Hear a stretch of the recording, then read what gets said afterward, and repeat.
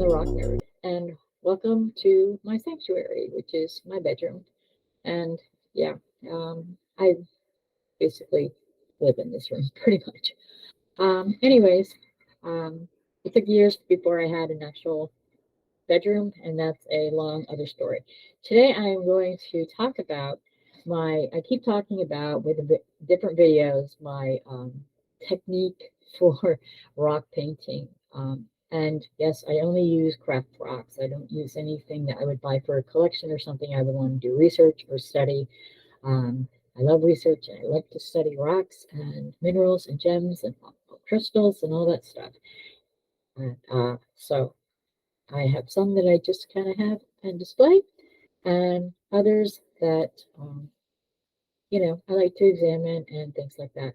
So, but I like to do my rock art. So what I am going to do is I have, I start out with a bowl.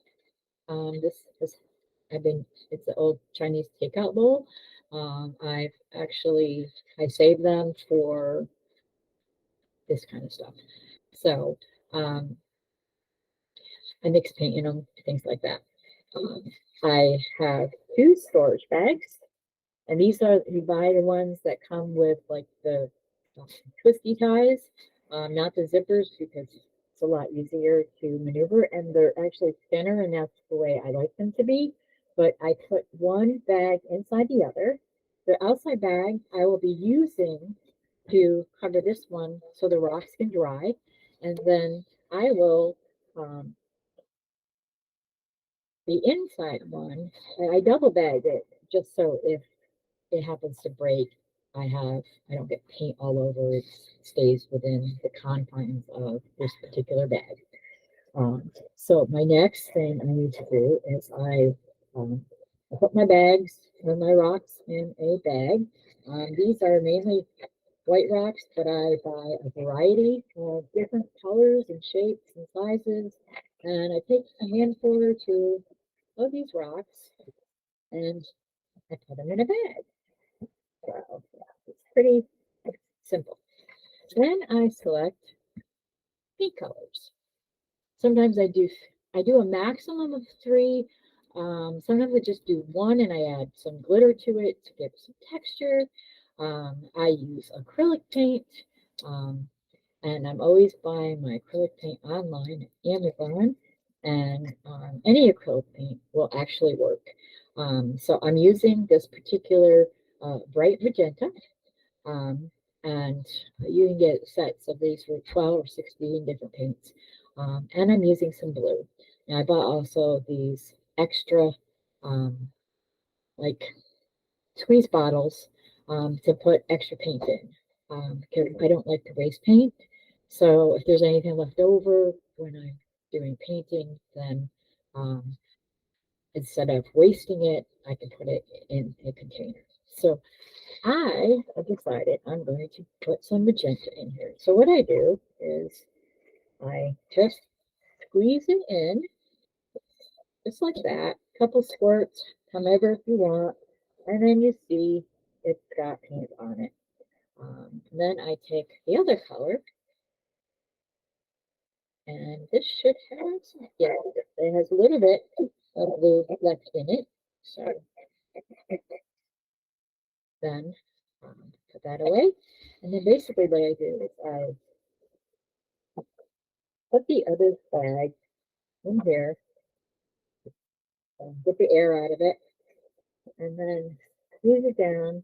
And then it's basically, I am just taking my hand and running it over the rocks. And as you see the colors, um, and look through, I like that it's clear because then I could see if there's a rock that doesn't have any paint on it.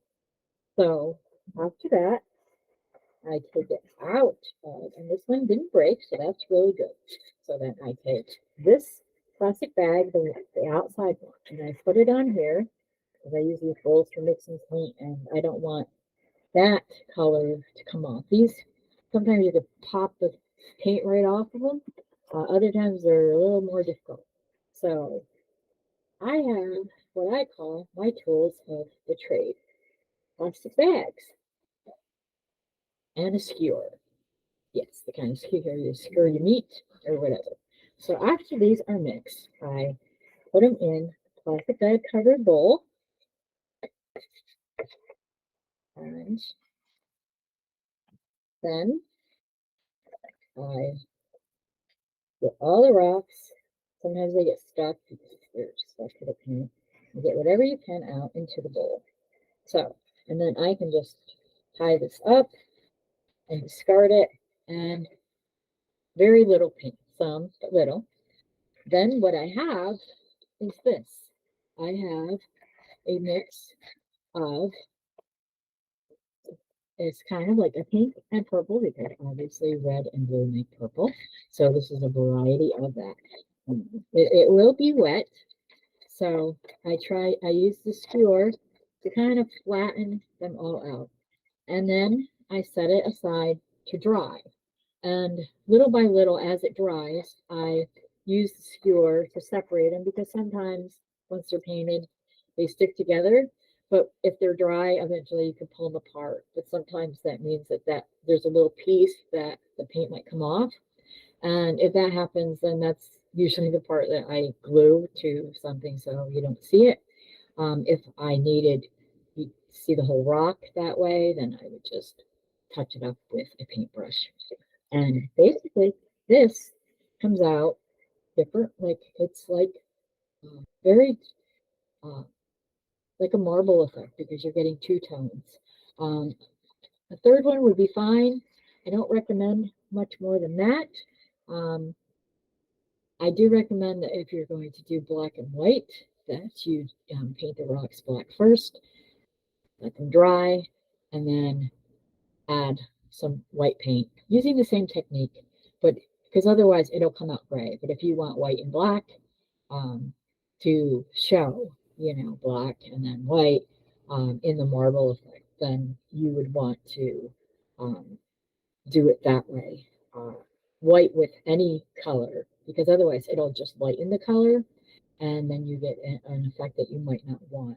It's kind of pretty whether you do it that way or not. But if you're looking for, say, something specific like black and white, or blue and white, or blue and red, you would wait till one dried, because of the mix of the colors makes something else. That's what primary colors do. They're main, and then you mix them together, and they create all these variety of colors depending on the shade. So, I mean, I did magenta, and I did I think it was some kind of polar blue or whatever. And that is basically how I create the painting techniques for my rocks. Hi, this is Amy Shannon, the Rock Nerd. And if you enjoyed the video that you just saw, you can leave a comment, and also be sure to click subscribe on the YouTube channel. And if you click that little bell, it looks like a little bell, you can get notifications every time that videos will drop. And also, if you go to my website, rocknerdamy.com, you can subscribe there, and you will get some of my blog posts. And anytime there's an update, I'll be posting my videos also on my website, also other information and images, and more information about geology, rocks, minerals, gems, you name it. I'm going to talk about it or provide you with information about it. Now, I don't think I'm the only one in the world who likes rocks. So remember, geology rocks. So terrible. Anyway, it does. Hashtag geology rocks. Hashtag rock nerd. See you next week.